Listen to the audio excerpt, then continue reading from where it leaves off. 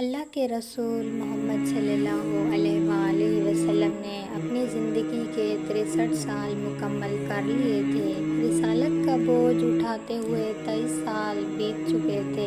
اب وقت تھا اللہ کے حبیب اپنے رب سے جا ملے۔ حضرت محمد صلی اللہ علیہ وآلہ وسلم پر بیماری کی شروعات ہوئی۔ حدیث میں آتا ہے آپ کو سخت بخار ہوا، اتنا کہ حضرت عائشہ رضی اللہ تعالیٰ عنہ بیان کرتی ہیں، میں نبی محمد صلی اللہ علیہ وآلہ وسلم کے بدن کو چھوتی تھی تو آپ کا بدن اتنا گرم لگتا جیسے کسی نے آگ کے ٹکڑے کو چھوا ہو، اور اس تکلیف میں بھی نبی محمد صلی اللہ علیہ وآلہ وسلم کے لبوں پر صبر کے الفاظ تھے۔ آپ فرما رہے تھے، لا الہ الا اللہ انت الموتی لا سکرا، اللہ کے سوا کوئی معبود نہیں۔ موت کے بھی کچھ سخت لمحے ہوتے ہیں۔ سوچو وہ شخص جسے دنیا کا سب سے عظیم مقام ملا، جو اللہ کا محبوب تھا، وہ کہہ رہا ہے کہ موت سخت ہے۔ اس بیماری میں بھی نبی محمد صلی اللہ علیہ وآلہ وسلم کا سب سے زیادہ خیال کس چیز کا تھا؟ نماز کا۔ آپ بار بار پوچھتے، لوگوں نے نماز پڑھ لی، اور جب سنتے کہ جماعت ہو چکی ہے تو فرماتے ابو بکر کو حکم دو امام بنے۔ پھر ایک دن ایسا آیا کہ نبی محمد صلی اللہ علیہ وآلہ وسلم کو مسجد میں نماز پڑھتے ہوئے لوگوں کی آواز سنائی دی۔ دل چاہتا تھا کہ انہیں دیکھیں، لیکن کمزوری اتنی تھی کہ چل بھی نہیں سکتے تھے۔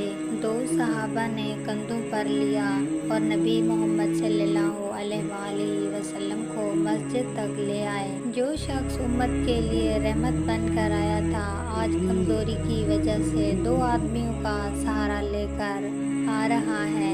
حضرت محمد صلی اللہ علیہ وآلہ وسلم مسجد میں آئے، صحابہ کو دیکھا اور مسکرائے۔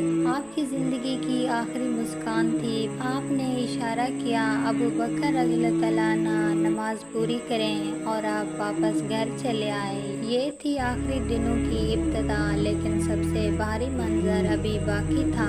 حضرت عائشہ رضی اللہ تعالیٰ عنہ روایت کرتی ہیں، اللہ کے رسول صلی اللہ علیہ وآلہ وسلم میری گود میں تھے جب آپ نے اپنی روح کا سفر کیا۔ ان کا کمرہ چھوٹا تھا، لیکن آج وہی کمرہ قیامت تک کے لیے روشنیوں کا مرکز بن گیا۔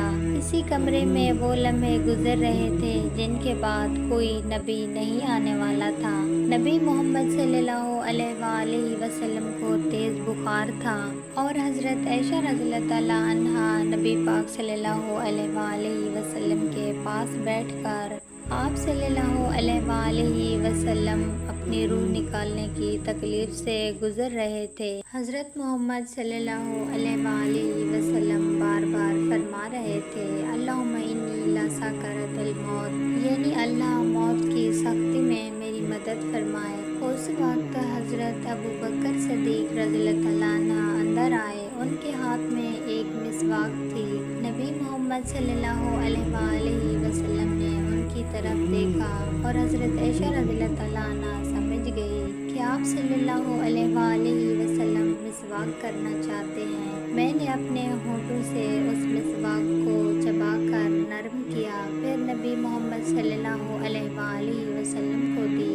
موت کے وقت بھی محمد صلی اللہ علیہ وآلہ وسلم نے اپنے رب کے لیے منہ کو پاک اور صاف رکھا۔ روایت میں آتا ہے، اس وقت جبرائیل علیہ السلام آئے، انہوں نے پیغام دیا، یا رسول اللہ، اللہ نے آپ کے لیے فیصلہ چھوڑ دیا ہے۔ اگر آپ دنیا کو پسند کرتے ہیں تو رہ سکتے ہیں، اور اگر اللہ سے ملاقات پسند کرتے ہیں تو چلیے۔ حضرت عائشہ رضی اللہ تعالیٰ عنہ کہتی ہیں، میں نے سنا ہے کہ نبی محمد صلی اللہ علیہ وآلہ وسلم کہہ رہے تھے، اللہم رفیق الاعلیٰ، یعنی مجھے اعلیٰ رفیق کے پاس بلائے۔ نبی محمد صلی اللہ علیہ وآلہ وسلم نے اپنے رب کو چنا، اور پھر موت کا فرشتہ عرضیل آیا۔ آپ صلی اللہ علیہ وآلہ وسلم نے اپنے رب سے ملاقات کا انتخاب کیا۔ اپنے ہونٹوں سے آخری کلمات نکلے، اللہم رفیق الاعلیٰ، پھر آپ کا ہاتھ نیچے گر گیا اور روح پرواز کر گئی۔ حضرت عائشہ رضی اللہ تعالیٰ عنہ کہتی ہیں، نبی محمد صلی اللہ علیہ وآلہ وسلم میری खामोशी छा गई। बाहर लोग इंतजार कर रहे थे। जब खबर पहुंची अल्लाह के रसूल मोहम्मद सल्लल्लाहु अलैहि वसल्लम वफात पा गए, सहाबा टूट गए। उमर रज़ियल्लाहु तआला अन्हु कहते हैं, उन्होंने तलवार खींच ली और कहा, जो कहेगा मोहम्मद वफात पा गए हैं, मैं उसका सर उड़ा दूंगा। मोहम्मद सल्लल्लाहु अलैहि वसल्लम नहीं मरे, वो बस अपने रब से मुलाकात करने गए हैं, वो वापस आ जाएंगे। लेकिन अबू बकर रज़ियल्लाहु तआला अन्हु घर में आए, नबी मोहम्मद सल्लल्लाहु अलैहि वसल्लम का पर्दा उठाया, उनके चेहरे पर नूर था। फिर मस्जिद में गए, मिंबर पर खड़े हुए कहा, जो मोहम्मद सल्लल्लाहु अलैहि वसल्लम की इबादत करता था, वो जान लेके मोहम्मद सल्लल्लाहु अलैहि वसल्लम वफात पा गए हैं। जो अल्लाह की इबादत करता है वो याद रखे कि अल्लाह हमेशा जिंदा है, कभी नहीं मरेगा।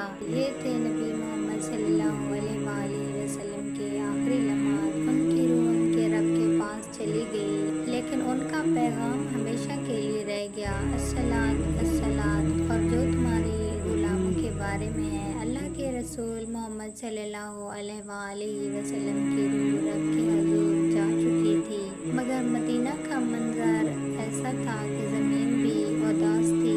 मस्जिद नबी में रोना सुनाई दे रहा था, हर सा भी टूट गया था। हज़रत अनस रज़ियल्लाहु तआला अन्हु कहते हैं, जिस दिन नबी मोहम्मद सल्लल्लाहु अलैहि वसल्लम मदीना आए, वो दिन सबसे रोशन था, और जिस दिन नबी मोहम्मद सल्लल्लाहु अलैहि वसल्लम वफात पा गए, वो दिन सबसे अंधेरा लगता था। उमर रज़ियल्लाहु तआला अन्हु को यकीन नहीं आ रहा था। अबू बकर रज़ियल्लाहु तआला अन्हु ने उन्हें तसल्ली दी और कुरान की आयत पढ़ी, वमा मुहम्मदन इल्ला रसूलन कद खलत मन कबली हिर रसूल।